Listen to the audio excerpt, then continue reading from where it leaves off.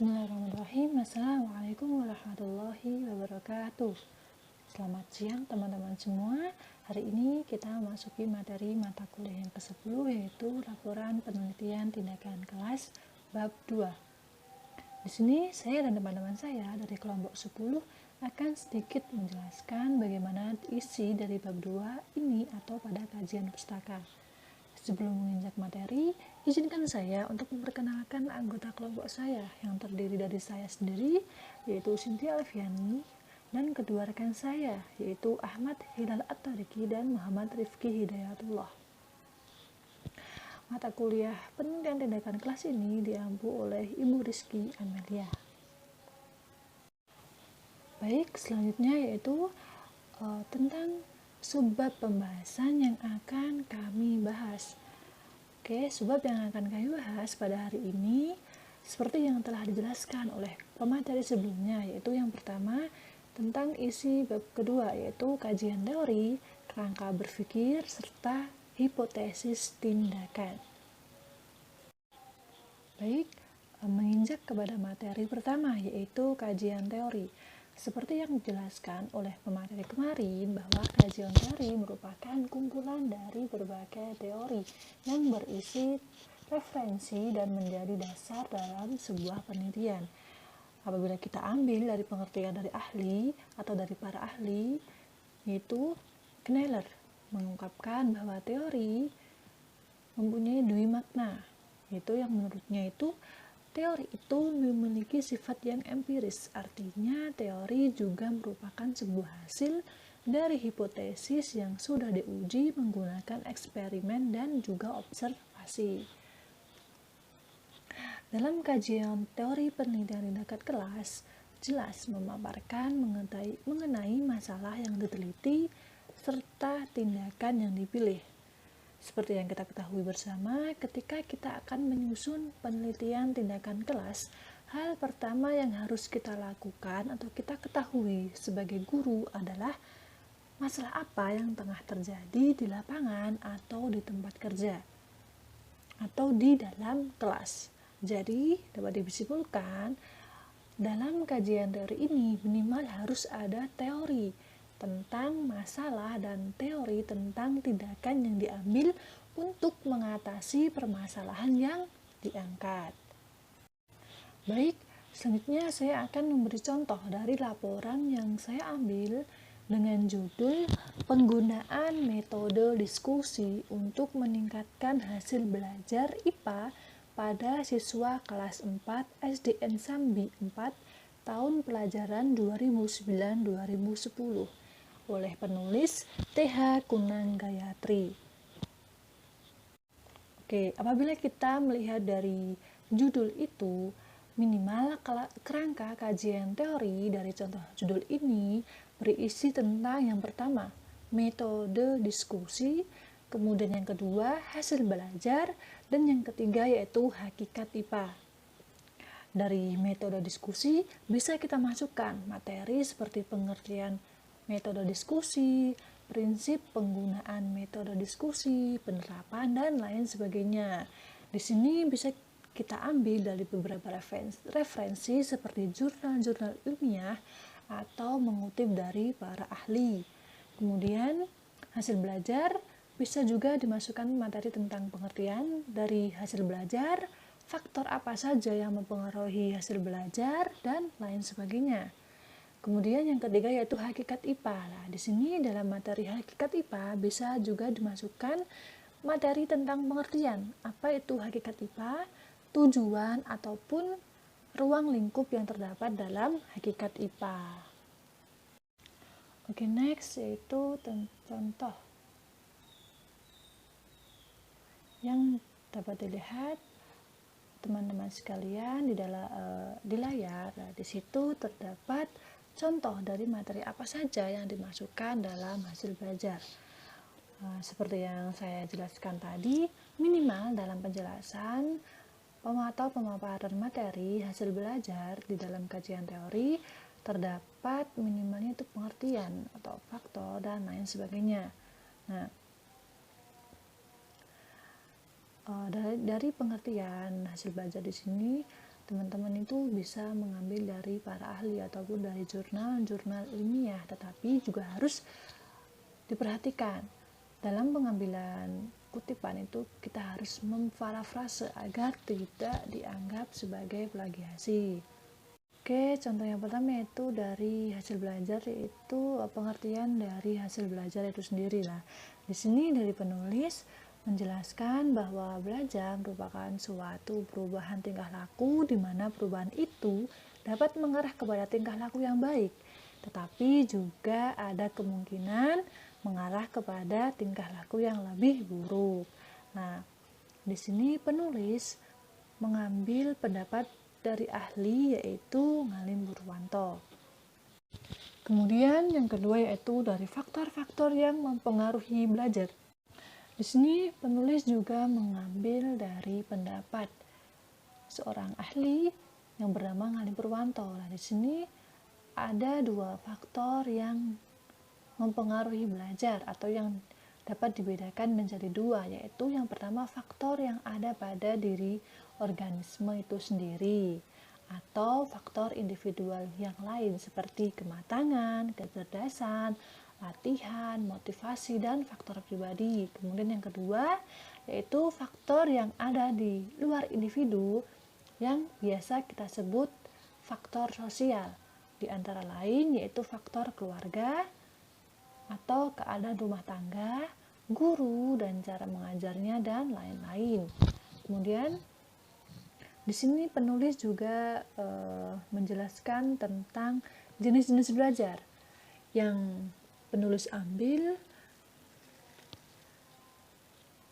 dari pendapat tokoh, yaitu Udin mengemukakan beberapa jenis belajar seperti belajar isyarat, belajar stimulus, dan belajar rangkaian, dan lain sebagainya. Jadi dapat dilihat bahwa dalam kajian teori ini untuk memaparkan kerangka kajian teori itu minimal harus ada pengertian ataupun seperti yang dijelaskan oleh penulis yang sudah saya jelaskan tadi. Gitu.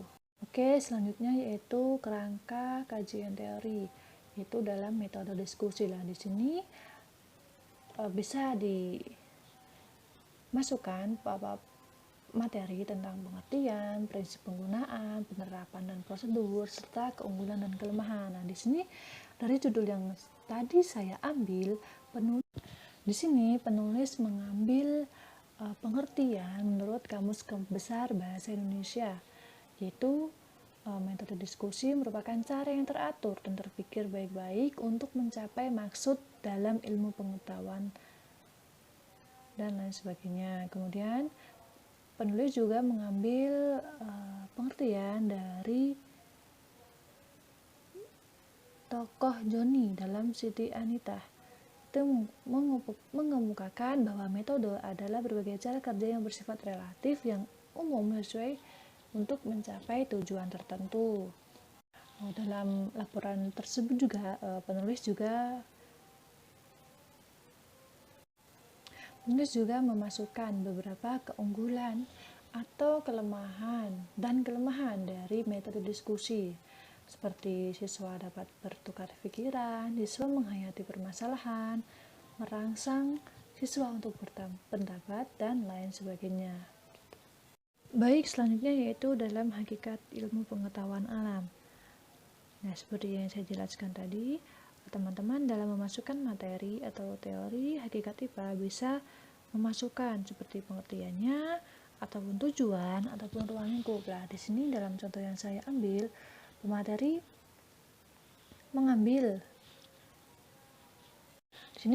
menjelaskan tentang hakikat ilmu pengetahuan alam, diambil dari kurikulum KTSP. Nah, di sini penulis menjelaskan bahwa ilmu pengetahuan alam atau IPA berhubungan dengan cara mencari tahu tentang alam secara sistematis, sehingga IPA bukan hanya penguasaan kumpulan pengetahuan yang berupa fakta-fakta, konsep-konsep, atau prinsip-prinsip saja, tetapi juga merupakan suatu proses penemuan. Nah, di sini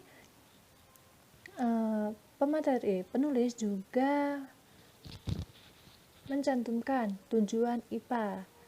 Kemudian ada juga ruang lingkup ilmu pengetahuan alam. Nah, meliputi makhluk hidup dan proses kehidupannya, benda materi, energi dan perubahannya, serta bumi dan alam semesta. Jadi, teman-teman dalam kerangka teori yang seperti yang di awal saya jelaskan tadi, minimal harus ada pemaparan materi atau teori tentang masalah yang diangkat dan teori tentang tindakan yang dipilih ketika atau untuk mengatasi permasalahan yang diangkat. Baik, yang selanjutnya yaitu membahas tentang kerangka berpikir. Nah, sebelum kita membahas kerangka berpikir, mari kita alangkah baiknya kita mengetahui tentang pengertian dari kerangka berpikir ini. Kerangka berpikir itu dalam sebuah penelitian itu pemikiran tentang pencapaian hipotesis berdasarkan sebuah teori yang kita kaji. Nah, kerangka berpikir ini menyampaikan sebuah hipotesis yang tadinya kita susun, yang mana hipotesis ini merupakan sebuah penjelasan sementara yang kita kaji dan analisis sebelum membuat suatu penelitian. Nah, fungsi dari hipotesis ini itu untuk memudahkan peneliti dalam memberikan pernyataan hubungan yang dapat kita uji. Dengan kata lain, hipotesis ini memberikan sebuah batasan yang batasan dari peneliti. Jadi, misalkan kita membuat sebuah hipotesis ya. Hipotesis kan semacam kayak teori awal atau dugaan sementara dari sebuah permasalahan. Nah, dari dugaan sementara itu yang kita tadi buat itu dalam membahas peneliti itu agar kita itu tidak kemana-mana gitu membahasnya. Jadi ya tetap pada fokus yang kita bahas. Nah, kira-kira itu maksud dari hipotesis dari kerangka berpikir itu seperti itu. Nah, lalu yang selanjutnya itu saya ambil dari pendapat para ahli tentang kerangka berpikir, yaitu menurut pendapat Eco, yaitu sebuah dasar pemahaman yang akan mempengaruhi dasar pemahaman orang lain. Kerangka berpikir ini sebagai pondasi dasar dari semua pemikiran. Jadi, alangkah baiknya sebelum kita melakukan sebuah penelitian, alangkah baiknya sebelum kita meneliti apa fokus penelitian kita, itu membuat sebuah kerangka berpikir. Yang maksudnya kerangka berpikir ini yaitu tadi membuat sebuah batasan-batasan agar pembahasan kita tidak kemana-mana. Misalkan kita membahas tentang metode belajar yang kurang efektif.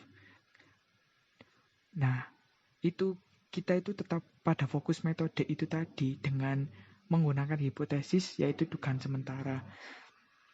Lalu saya mengambil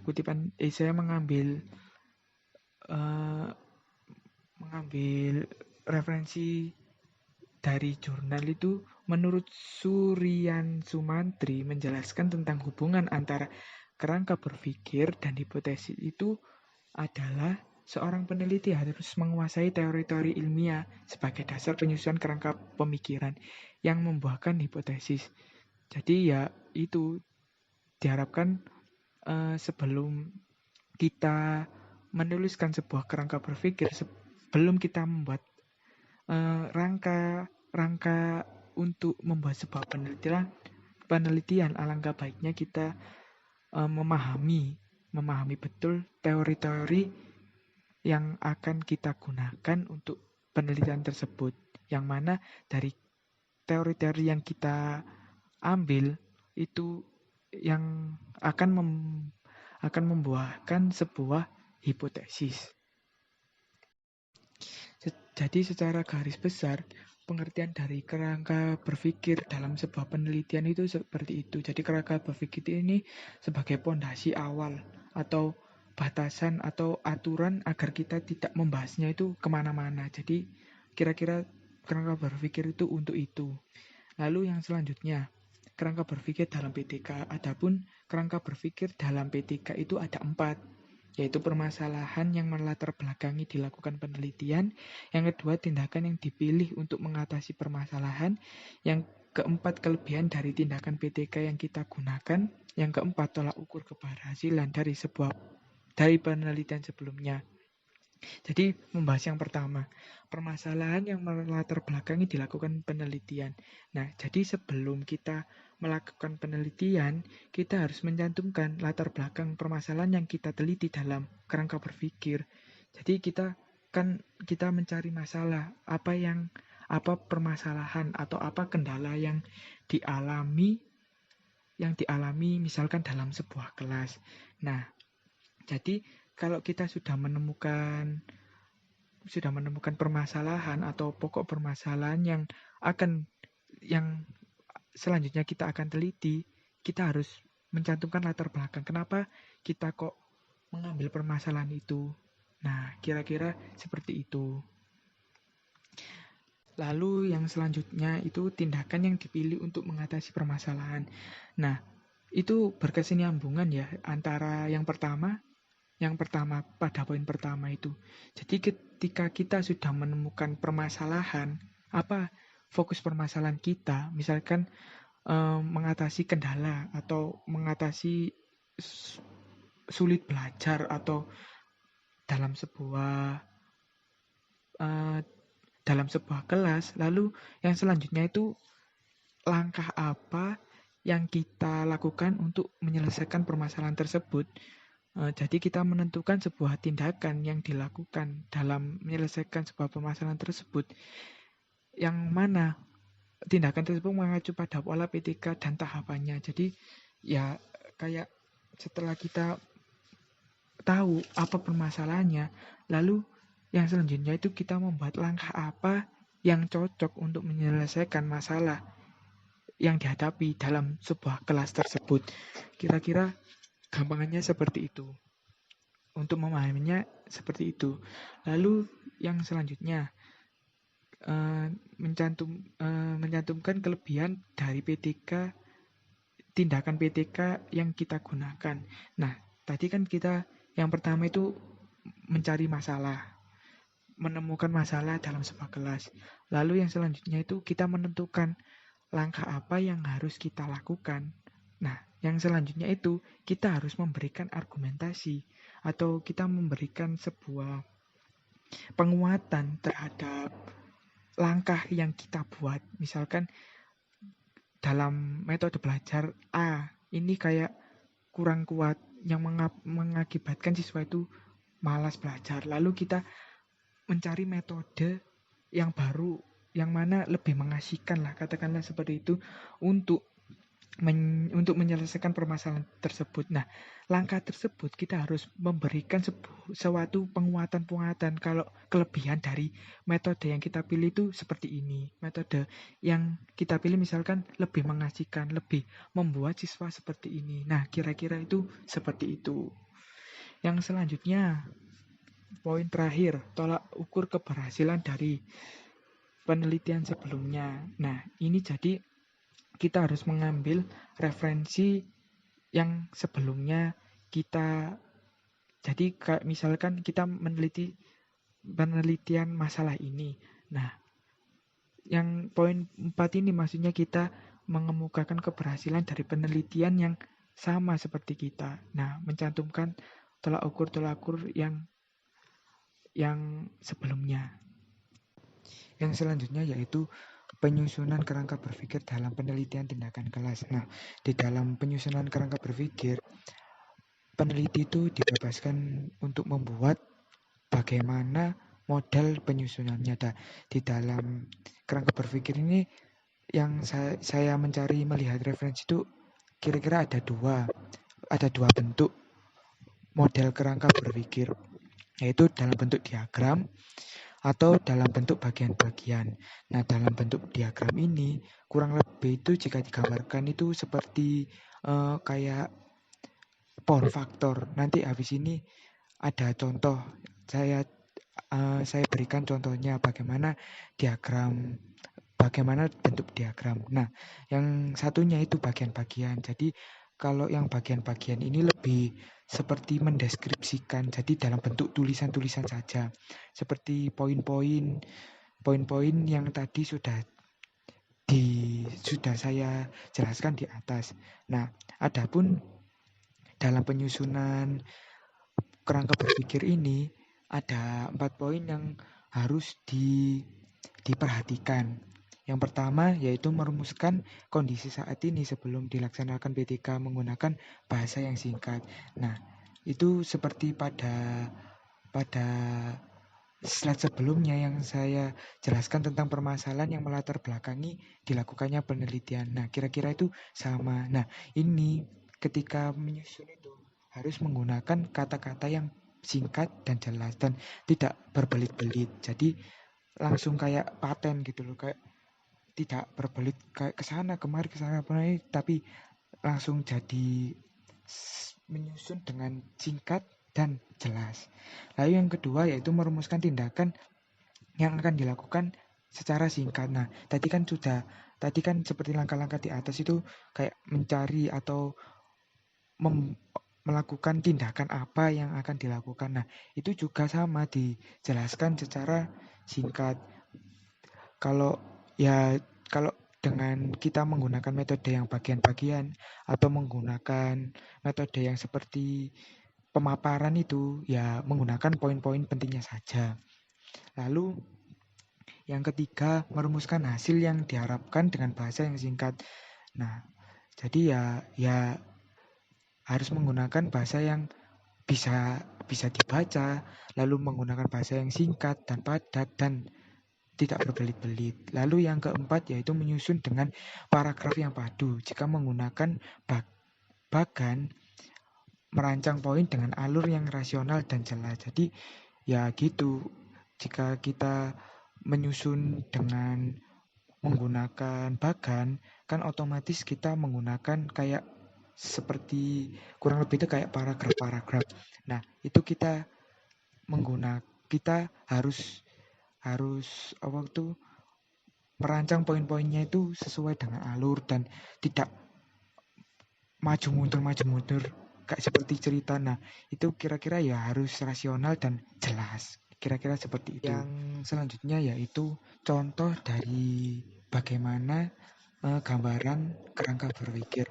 Nah, pada gambar tersebut itu menjelaskan yang pertama itu seperti pendahuluan, menjelaskan sedikit mengenai metode apa yang digunakan, seperti di dalam pembelajaran yang digunakan guru masih mampu meningkatkan hasil belajar peserta didik kelas 11 II1 SMA Boyolali.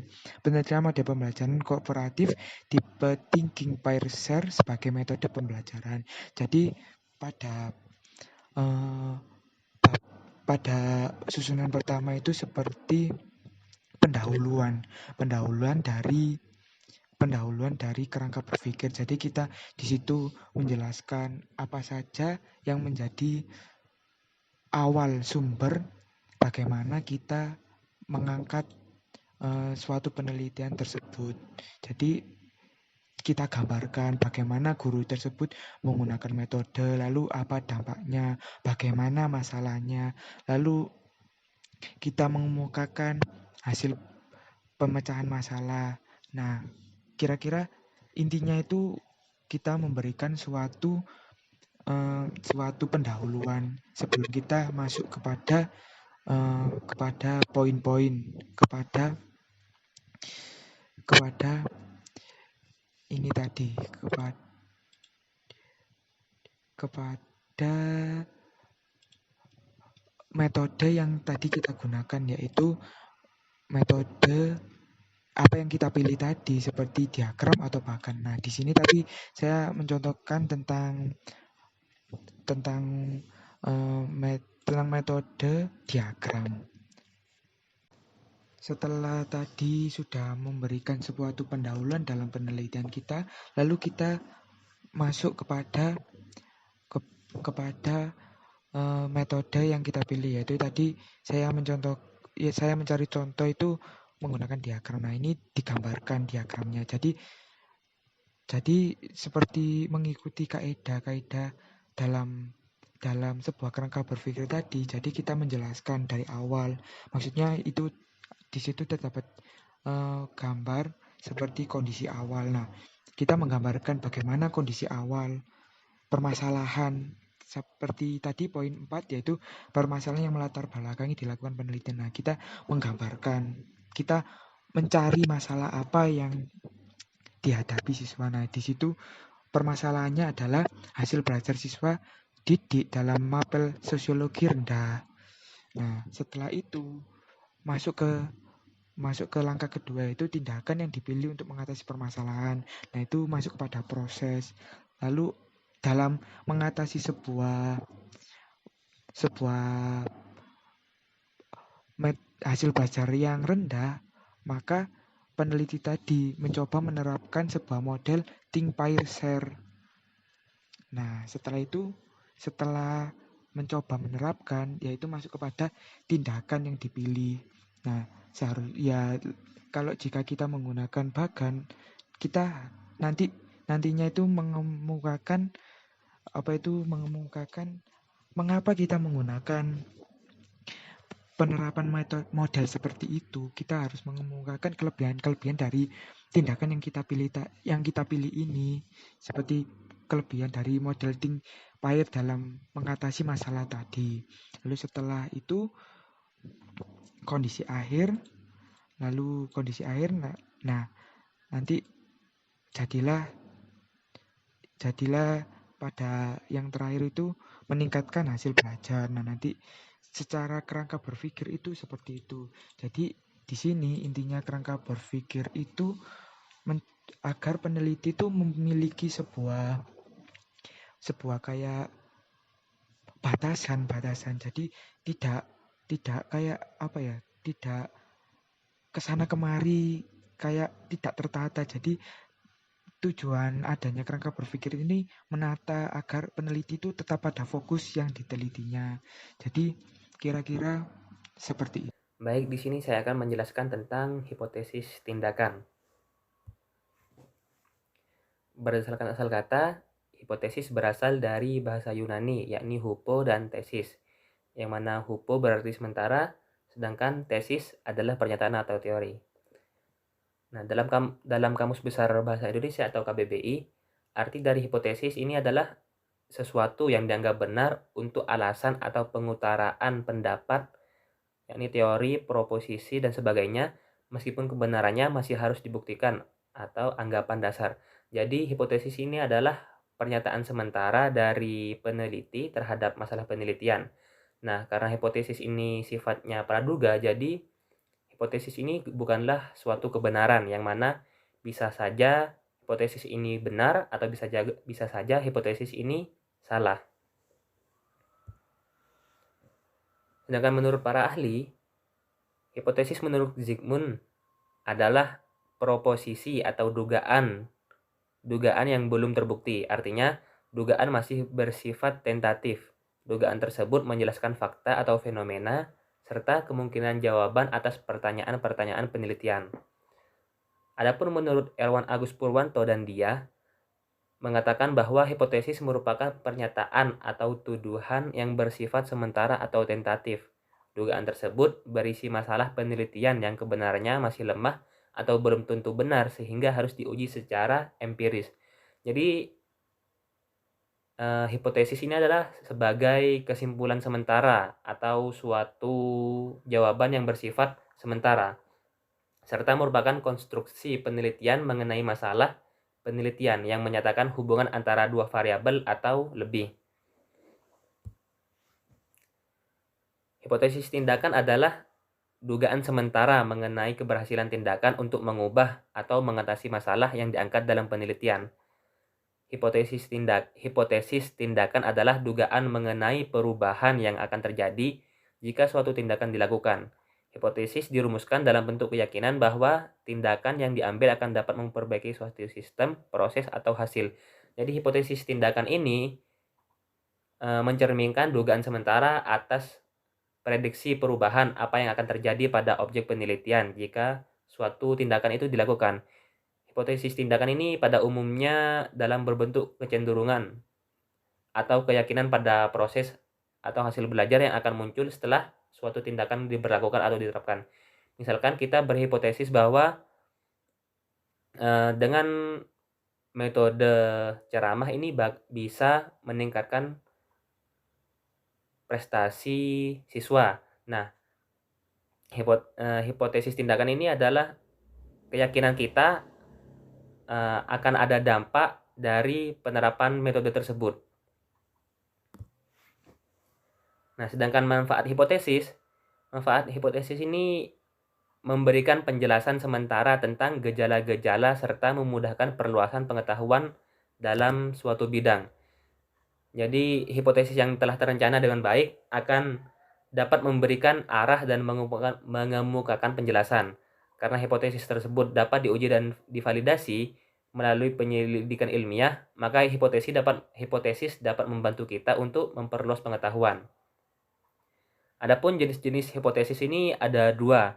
Yang pertama yakni hipotesis alternatif, yang mana hipotesis kerja kerap juga disebut hipotesis alternatif atau HA.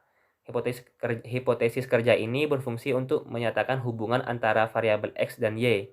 Hipotesis ini menjelaskan adanya hubungan antara variabel dengan variabel lain. Jadi hipotesis alternatif ini menjelaskan hipotesis yang menjelaskan tentang adanya keterkaitan antara variabel X dan variabel Y.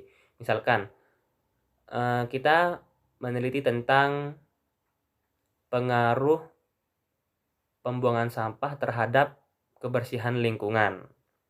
Nah, yang mana hipotesis alternatif ini bersifat positif, yang mana berarti di situ ada keterkaitan antara kebersihan antara pembuangan sampah terhadap kebersihan lingkungan. Nah, sedangkan yang kedua yakni hipotesis nol atau HO. Nah, hipotesis nol ini kebalikannya dari hipotesis HA. Yakni hipotesis HO ini menerangkan tidak adanya hubungan atau pengaruh antara variabel dengan variabel lain. Misalkan pengaruh minimal pendidikan terakhir terhadap kesuksesan seseorang gitu. Jadi variabel tersebut tidak ada kaitannya dalam hipotesis nol ini. Jadi lulusan terakhir, pendidikan terakhir seseorang itu tidak menentukan kesuksesan kedepannya seseorang gitu. Mungkin seperti itu. Sekian dari kami, kurang lebihnya mohon maaf. Wassalamualaikum warahmatullahi wabarakatuh.